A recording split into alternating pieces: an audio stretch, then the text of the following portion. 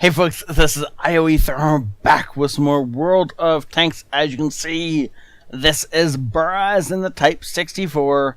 And so yeah, this is going to be the second Type 64 game that we're going to watch this week, and the third one I've gotten this week. Yeah.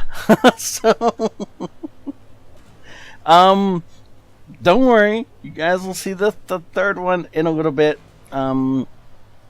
So yeah, there's been a lot of Type 64 play this week, apparently. This is a Tier 8 game on Overlord with, obviously, Braz. This is the Tier 6 Chinese light tank, premium light tank. And so, we're gonna see him get a little bit aggressive with it. I do want to make note before we get too far into this. Actually, you can kind of see them right there in the. I'm gonna pause this right here so you can actually see. But the 3 stars, he's got the Ace of Hearts and a dice on this side. I'm gonna guess that's because he's gonna be doing some amazing things that we're gonna love, that are gonna be a little bit on the risky side, like taking that shot right then, because that was definitely risky. If there had been other tanks up here staring at him that he couldn't see, he would have got smacked right there. And so yeah, as we get into this game, I wanted to talk a little bit about the ooh, never mind. We're gonna get into this game because he just got his butt kicked. Got hit by 2 different tanks at the same time. One of them being Tier 8. Now that Cromwell is coming up to try and feed off his remains, because it's really hoping it can kill him in 2 shots. There's no way it was going to kill us in a single shot, unless maybe if it penned with some HE. Yeah, maybe a Cromie's HE would have been enough to kill us in a single shot, but I doubt it. This T-44, we're not going to pen him unless we can see the side of his turret and have a stable shot at the side of his turret, or a stable shot at the side of his tank. Oh, unlucky, just barely not killing the 12T in a single shot. Does get the second shell away to make sure he finishes that deadly target off, because the 12T is one of the more stealthy ones. And if it ambushes you, it doesn't matter if you're a Tier 8 tank, if it ambushes you, it can wreck your health before you even know really what hit you. Especially if it's done so in such a way that it can get away again after unloading most of its clip, then that is just bad news for the victim of that particular ambush. But it doesn't look like that one's ever going to ambush somebody again in this game. I'm actually trying to figure out where that bulldog is right now. That's what most of my brain power is devoted to. He can't be in the same location because obviously he would be... Okay, that's one way to kick off a game. So there's the bulldog. Okay, that makes more sense. Except he's still getting himself shot because he's not playing smart scout rules. But anyways, whatever. So... we have lost 3 of our heavy tanks, including a Tier 8. Of course, they've lost a T-44 to the most disturbing ammo rack I've seen in a while. A little 100 damage pew-pew gun did 700 damage because of that ammo rack. And if we get hit by anything in this game, except for the Cromwell and the Bulldog, we're going to die in a single shell. So he's got to be really careful what engagements he takes and what tanks are actually looking at him while he shoots them. Right now, he's just trying to pick away at this Oni and do whatever damage he can while it's not paying attention to him, which is really the only thing he needs to be doing. Now it looks like the friendlies are going to try and cap, but somehow I doubt they're actually going to stay on the cap. Yeah, they don't. They roll on off of it. They may come to regret that later on, depending on the way this battle goes. I don't actually know. So the fact is he's firing APCR right now. Part of that is he was using it against the Oni. And part of it is that is because it flies faster.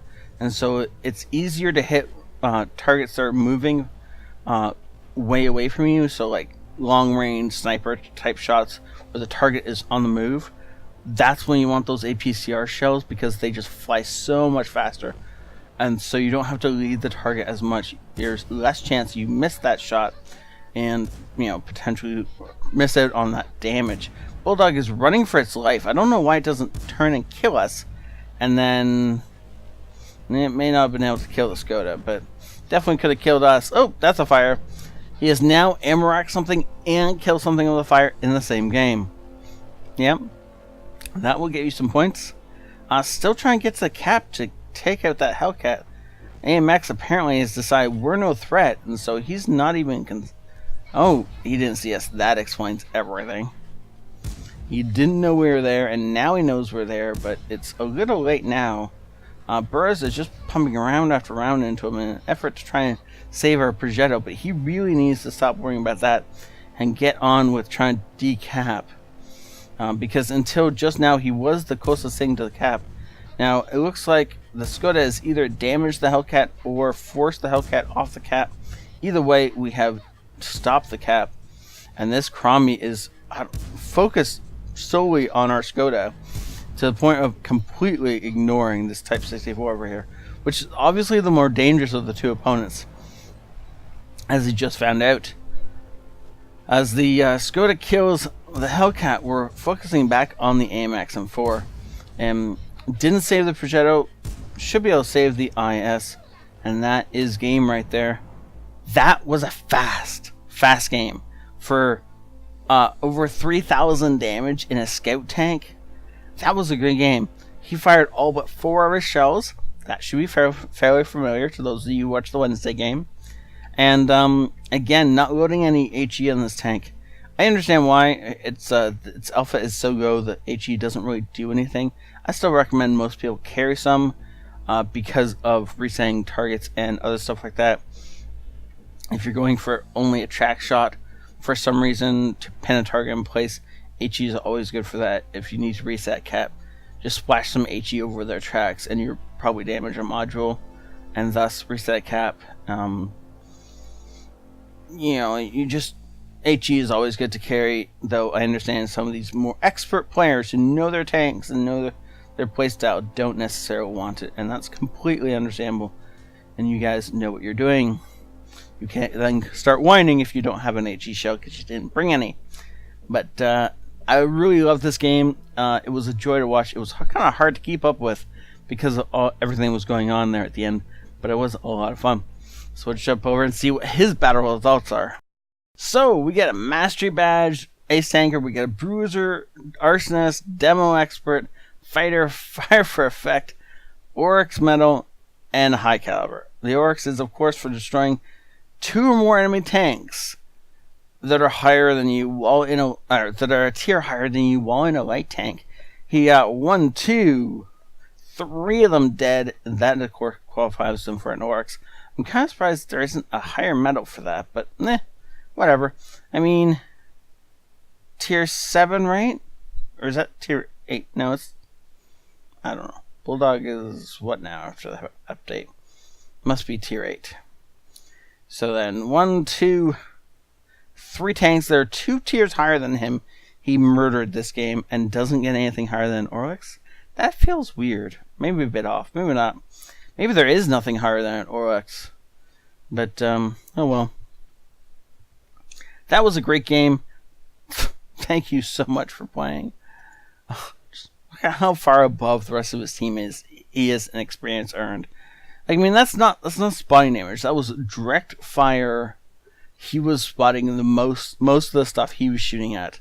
And so he got all the experience for it. It was well done. Thank you so much for saying this in, Brez. This is, by the way you guys want to play a Type 64. There has been 2 prime examples of it this week. There's actually going to be a 3rd example later on today. Yeah, I know I'm showing another game today because I want to do the giveaway contest thingy later on, and so look forward to that. Should be coming up in a few hours.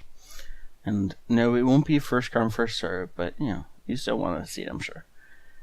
So, that all being said, thank you all for watching, and I'll see you next time. This ioEther out.